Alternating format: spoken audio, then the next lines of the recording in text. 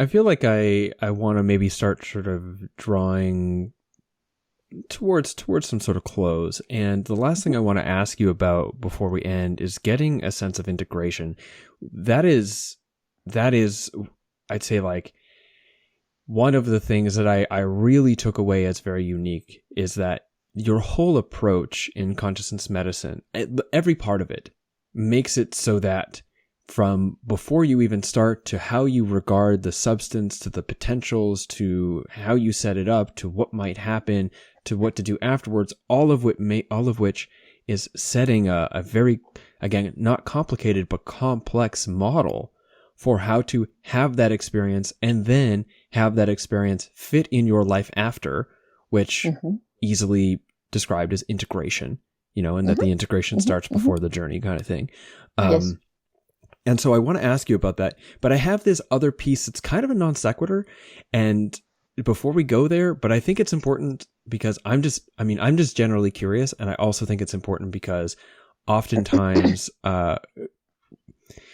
even in the psychedelic realm, we talk a lot about like all this deep trauma stuff and all this deep vulnerability stuff, but then we don't really talk about sexuality very much. It's like that's still one of those things that's a bit repressed, even in us liberated people.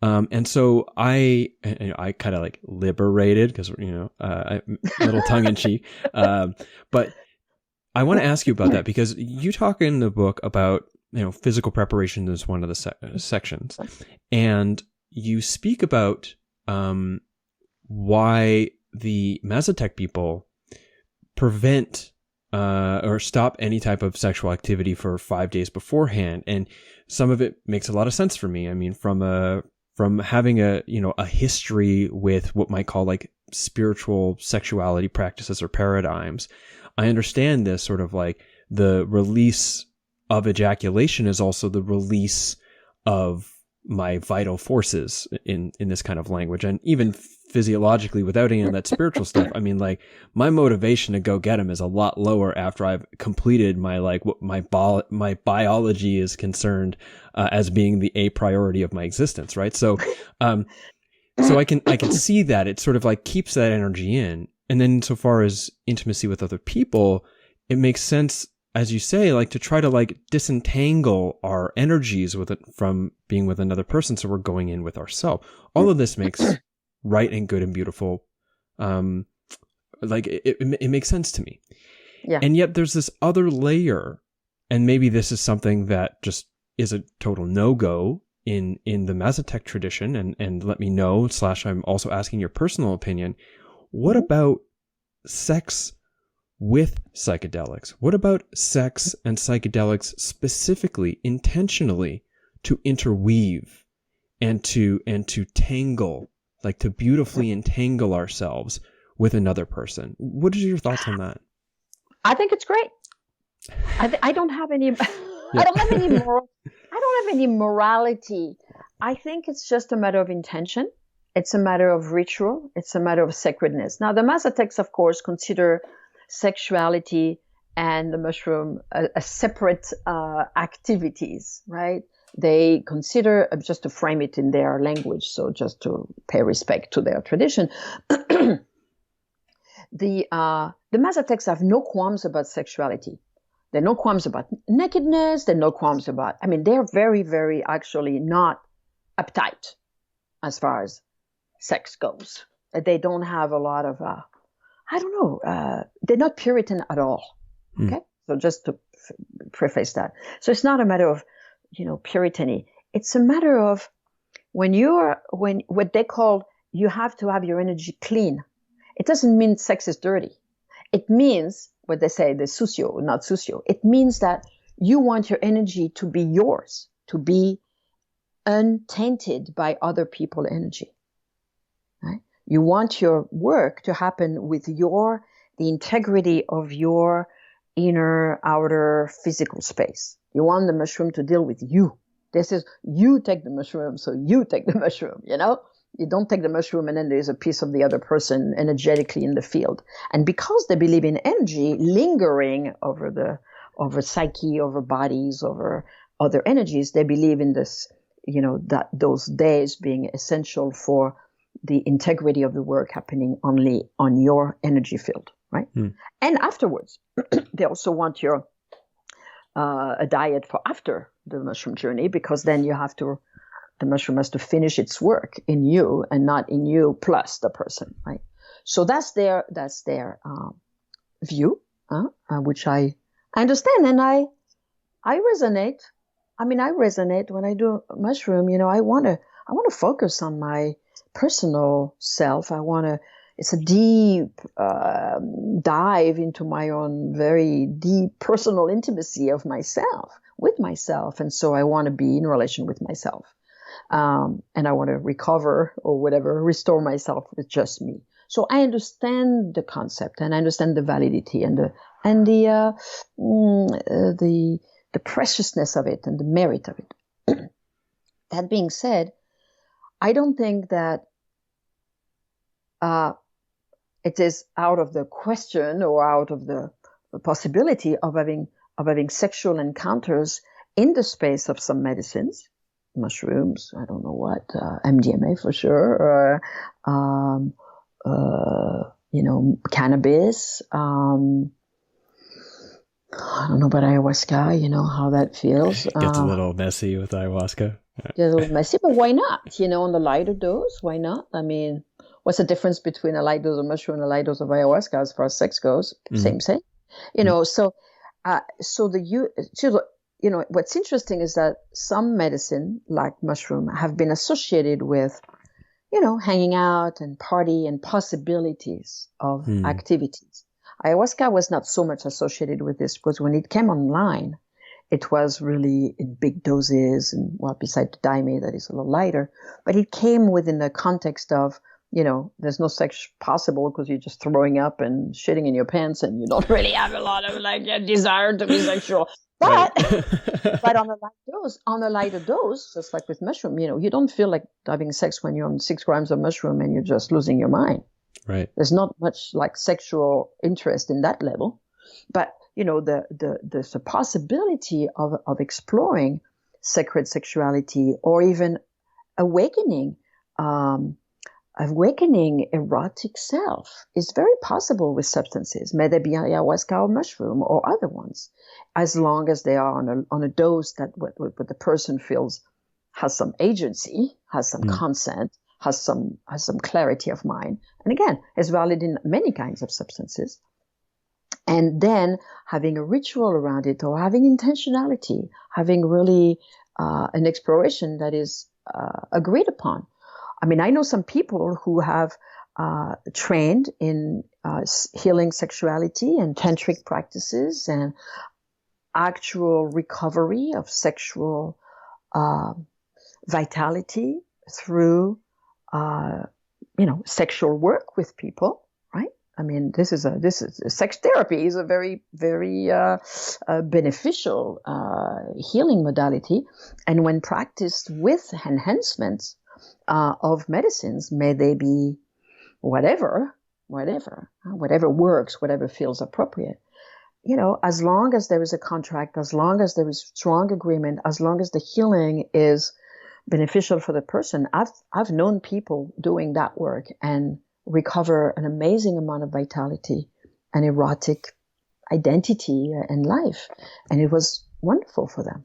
And they were on mini dose of ayahuasca, or they were on mini dose of mushroom, or they were on mini dose of, or some medium dose of MDMA or cannabis. And they were, edible, and they were really, or GHB, in an intentional place where people had agency over their exploration, right?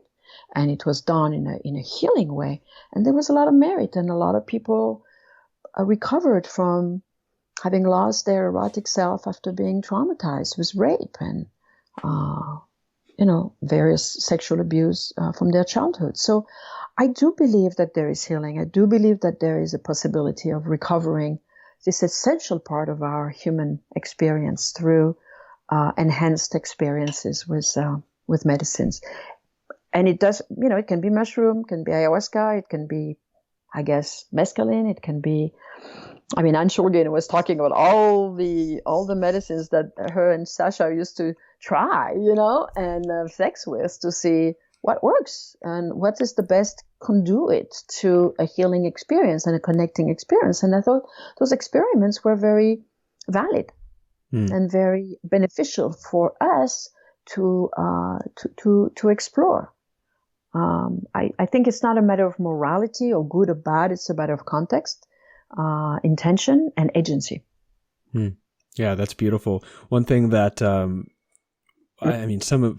I feel lucky, or I feel fortunate that early on in my life I came to recognize the value of like deep vulnerability and presence in a sexual relationship, whereas maybe not so much in my generation, but certainly in the generations of men that have come before me in Western society, or like in modern Western society.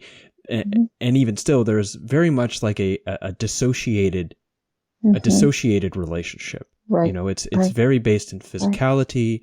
I mean, on the extreme, it's essentially just like masturbating yourself with a woman's body, so there's this real separation. And one of the things adding enhancements does is that it sort of forces you to recognize how much actual vulnerability is really there when those defenses are down, which I think brings a deeper respect and reverence to the exchange of sexuality between people. And then from there, the opportunities to explore and learn and grow. And even if it's not necessarily healing, even if it's like, hey, I'm with my partner or my wife and we're like, hey, let's take this substance and let's make love on this substance and experience what it's like to be bonded deeply together in an entirely different state of mind. And that there's all these opportunities. And I love the way you made very important clarifications that I think with the addition of these enhancements, that it requires an even greater, although it already requires quite a great discussion, consensual boundary setting, all this kind of things, but it requires something even greater beforehand, in order to make sure that the experience is positive for both people. Sure. But it is possible for it to be just, why not? Like, let's bring this on board into our loving. Let's see what happens. Of course. Very much so. Very much so. I mean, there are people who have, I remember this woman, she came to Mexico with me, part of a group, and she had been recovering a memory of being sexually abused. And it was very tragic. For her, she had been waiting for a long time to have clarity about that memory. Finally, the memory came up, and she was feeling certainly a sense of relief for having remembered that. And then she came to Mexico with me. And during a group journey, which we do there, Julieta was there. She started to move. She started to have this movement with her arms. And then she got off her mat. She was like next to the next person, everybody was having their internal journey. She came out and she got herself in front of the altar, between Julieta and the altar. Right? There was a space there in the middle of the room.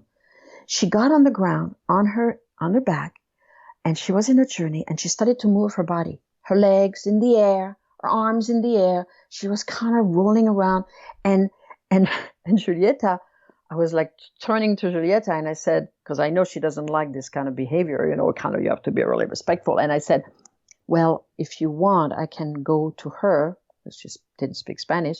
I can go to her and invite her to return to her mat. And she said, oh no, let her be. She's healing her sexuality. I mean, right there. And the woman was having this Kundalini experiences. I mean, she was not orgasmic in the middle of physically orgasmic in the middle of the room, but she was having a Kundalini orgasm. She was having this her body was completely recovering. And it was an amazingly beautiful witnessing to see her returning to her, essentially her sexual vitality, even though it didn't look like sex, it didn't look like she was doing anything that we would associate with in obvious sexual activity. She was and Julieta totally got that. She didn't have a sense of what had happened for her, but when she's in the past of her life, but when she saw her in the middle, she said she's healing her sexuality. Let her do what she has to do. And I never had seen Julieta say that in many, many years. And she's writing a book about it now, because it's a superb experience of what sexual recovery can look like, right? So I'm not saying it cannot happen within a partnership, but I'm just naming that example, that even in that Mazatec tradition, this healing of sexuality in that way was not just a metaphor and not just a, whatever, like, oh, well, it's not really sexuality because she's not with someone else. It was very much her own sexuality that she was healing.